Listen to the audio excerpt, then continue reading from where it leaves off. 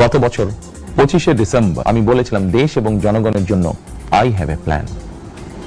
12ই ফেব্রুয়ারি জাতীয় নির্বাচনের আগে দেশের বিভিন্ন স্থানে ঘুরে আমার প্ল্যান পরিকল্পনা অনেক কিছু আমি আপনাদের সামনে তুলে ধরেছিলাম।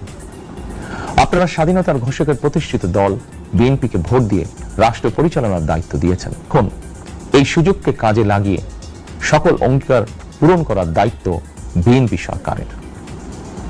আমরা আমাদের পরিকল্পনা এবং প্রতিশ্রুতি বাস্তবায়নের কাজ শুরু করে দিয়েছি ইনশাআল্লাহ। অঙ্গীকার পূরণের এই যাত্রা পথে আমরা ভবিষ্যতের দিনগুলোতেও আপনাদের অব্যাহত সমর্থন প্রত্যাশা করি।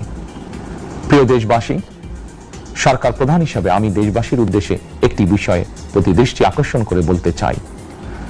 নবগঠিত সরকার গঠনের সুযোগ দিতে যারা বিএনপিকে ভোট দিয়েছেন কিংবা দেননি অথবা কাউকেই ভোট দেননি, এই সরকারের